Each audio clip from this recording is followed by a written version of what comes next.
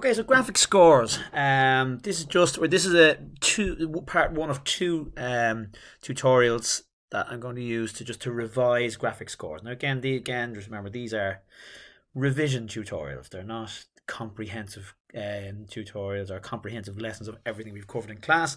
They are just the main points. Okay, so first of all, a graphic score. What is a graphic score? To understand what a graphic score is, you do have to have an understanding of what standard notation means, first of all. So music, there is a way we know what, for example, Mozart's music sounds like, or Bach's music sounds like, or Beethoven's music sounds like, despite the fact that we don't have any audio recordings from that time. And that is because of a system called standard notation. And when we say to record music, nowadays, if I say to record a song, if I ask you to write a song and record it, you'd understand that as an audio recording. So you might take out your phone and push record and play your song, and your song has been recorded. Or you might take out a computer and take out an app like GarageBand or something and play your song and record it. Okay, that has the modern term recording means it refers to an audio recording, but that's not the only way we can record songs. Don't think in just audio recordings.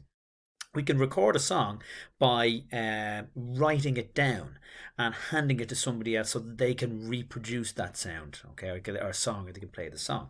So, for example, like back in when Mozart, let's say if Mozart conducted or composed a piece of music, he would have written it down using what we call standard notation, which is still very much in use today. So we can we can look at his writing from when he wrote the piece of music, and we can reproduce it today using the same instruments he had at his disposal. And that's how we can reproduce his music. That's how his music was recorded.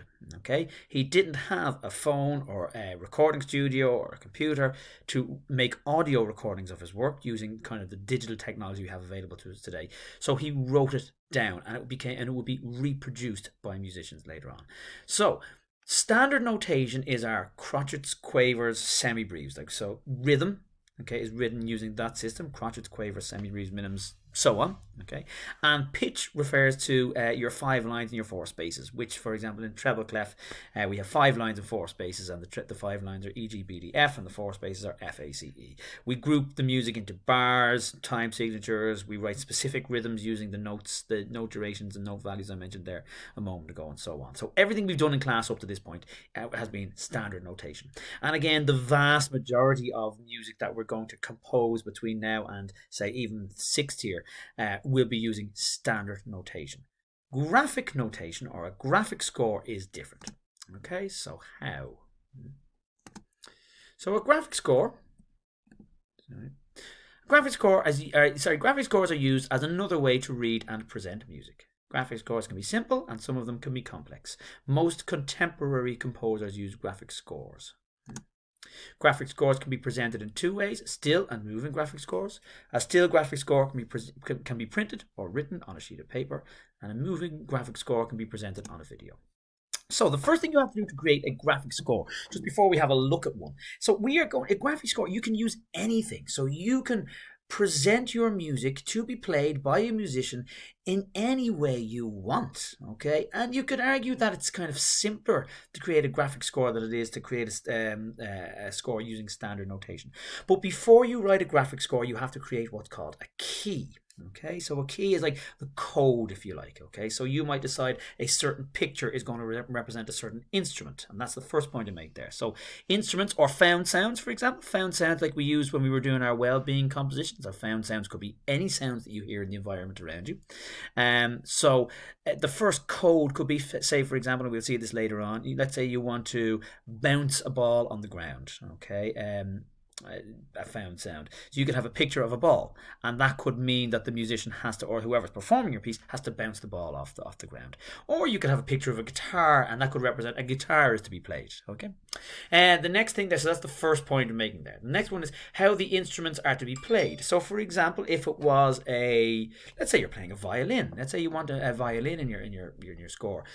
You could use is the violin player to use a bow, which is arco. Normally in standard notation we would say arco. Or is she or he to pluck the strings, which is pizzicato. So you might have a violin with a picture of a finger beside it, and that could mean pizzicato. So in standard notation, we would say pizzicato. But in graphic notation, you could have, for example, a picture of a violin with a finger beside it. Okay, or a bow if you wanted to play arco, so on. Okay, be anything you want. You can have something completely different. You could write a picture of an apple, and you could say this means to play a violin with the bow. It's up to you. Okay, pitch and dynamics. Now here's an important thing. So dynamics obviously refer to the volume that we play at, and pitch is how high or low the notes are. Here's where we do hit a kind of, I suppose, a limitation nearly of standard notation. Some would argue it's a good thing.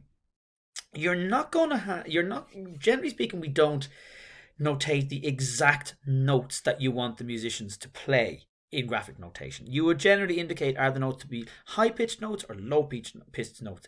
Are they to ascend? Do the notes need to go up, or do you need to come down? Okay, unlike standard notation where like every time the piece of music is played, it'll sound the exact same. With graphic scores or graphic notation, you could hand the exact same piece of music to two different musicians and they'll interpret it differently. The general kind of thrust of the song will be the same, but the notes won't necessarily be the same every time. The tempo won't necessarily be the same every time. And the dynamics, while the composer might indicate a rough guide to the dynamics may feel slightly different from musician to musician. Instrumental techniques is kind of more or less the same as what I meant. Like, I mean, is it to be played arco or pizzicato? Is if you're a percussionist, for example, are you to use normal drumsticks or do you have to use mallets or brushes? If you are playing, I don't know, like, I mean, do you want to use vibrato for a stringed instrument and so on? Okay.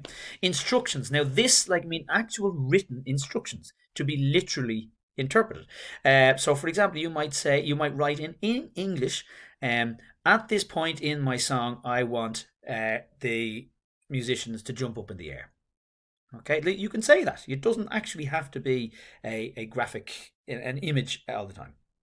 And then an explanation of what different symbols or colors mean. So for example, you could decide that, okay, with if I start using the color red, the notes have to be loud. If I start using the colors yellow, the notes get quieter, and so on. Okay, that's kind of covered earlier on. In the second part of this tutorial, I am going to show you how to write a graphic score, an example of how to write a graphic score. It's very hard to kind of describe this without writing the score. Okay, we carry on. So here's an example. So picture one there. It looks like somebody clapping their hands. That could mean that the musician or the performer has to clap their hands. And then you might put a small, medium, and large star beside that symbol, and that could mean to do a crescendo. Gradually get louder when you're clapping your hands. So I'm now looking at Sounds Good 1 book. In class we don't use Sounds Good 1, we only use Sounds Good 2 occasionally. So you kind of need to refer to this. And I'm going to ask you now to pause and read this yourself. And now that you've done that, okay, you can have a look at a few of the graphic scores down here. Okay, this is a graphic score created by Hans Christoph Steiner for his composition Solitude. So you can see it just looks like random pictures, but once you've got the key of what all these kind of pictures mean, you can interpret and turn it into a piece of music. Here's another one. So this is a piece of music called Towards an Unbearable Lightness. It was written by Carl Bergstrom Nielsen and you can see he's got all the combinations we talked right there, and this is it. This is the whole score right here. Okay, you can, and then he's written. So you've got kind of, broad kind of images here and stuff like that, and pictures and stuff like that. But he's written quite a specific instruction here. Make a journey from heavy and dark sounds into light ones. Move through the spiral in your own way, loosely coordinated with the others. The general pause, however, must be coordinated precisely using eye contact. So here's the general pause here. So while you've been given free rein to kind of interpret the score as you want here, everybody must stop here. And what he's saying is you use eye contact. So at that point here, you're going to, like, when you think you're all approaching this part of the music here. Now remember, the musicians might all meet this point here at different times. But as you get there, you do need to be looking around at the musicians around you, and there needs to be some clear symbol from somebody in the ensemble that we have to pause here. Okay, before moving on.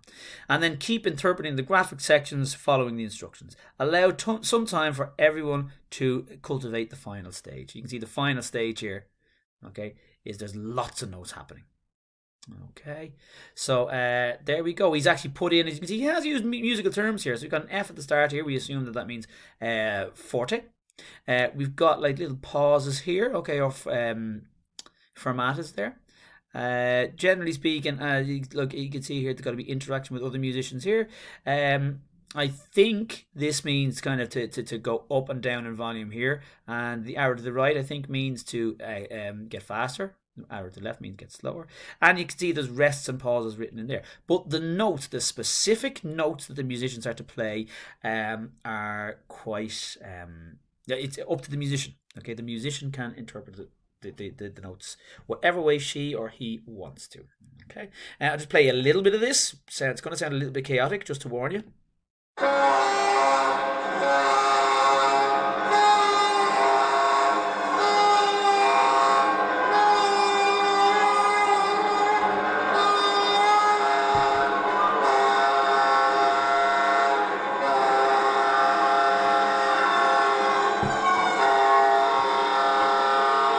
Okay, so it's really pretty crazy, and I think even as I move towards the end, it's still, I think it's still, you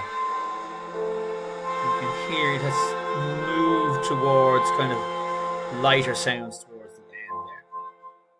Okay, do take the time to, I apologize. Do take the time to listen to that yourself. Okay, now creating your own graphic score. So, and this is something we did in class. So I'd let you, this is again, it's from page 122 of Sounds Good 1, but again, you don't have that book, so do take a moment now to read this. And again, this is revision. So the first thing I'm going to do is, with nice and simple kind of graphic score we're going to do here, okay? So your choice of symbols. So you might decide, okay, to use stars. You could use squares, circles, apples, oranges. You could use whatever you want there. They could be your 5 different symbols. And then you have to say, what do I want here? What do I want these symbols to mean? So in this kind of key at the start here, okay, this composer has decided that lots of stars in the box like that means play lots of notes gradually rising. So you can see the shape of the notes are going up, okay? So that's a kind of a good kind of graphic to use to indicate lots of notes gradually rising. Okay, and then you can do this yourself. We've done this in class anyway, but if you want to do it yourself as revision, you can do another one. So you might then say, like, okay, if you want one line, a consistent line pointing down here with an arrow pointing that way, you could say that's play long notes descending, or long notes gradually falling as opposed to rising. It's up to you. Okay, moving on to the next page. This is the one we did in class. Okay, so for example, you have to go and find 4 household items, and the 4 items we chose were a cup, a pencil, a salt shaker, and a plate. Okay, and we use these images as our key, and again, what we're doing here is we're creating a key. So if you saw a picture of a cup, that meant to hit the cup. If you saw the picture of the salt shaker, it meant to shake the salt. If you saw a picture of the plate, it meant to hit the plate. And what we did is, along the top here, we actually wrote 4 bars of music. So we have these 4 bars here, four beats in each bar, 1 2 3 4, 1 2 3 4. So on each of the 4 beats in bar 1, you had to hit the cup with a pencil, because that code there, that picture of the cup, means to hit the cup with a pencil. In the second bar, we just hit it on 1 and 3. We left 2 and 4 out. In the third bar, we played the plate on beats 1 2 3. So we hit the plate with a pencil, as it instructs there, on beats 1 2 and 3. And then in the fourth bar, we hit we shook the salt or pepper shaker on beats 1 2 and 3. Okay, now, so guys, that's it. The second part of this tutorial, which is a different tutorial, it refers to how to actually create a graphic score, and we'll do a little bit more about the composer John Cage in that one there as well. Okay, thanks guys. Okay, bye now.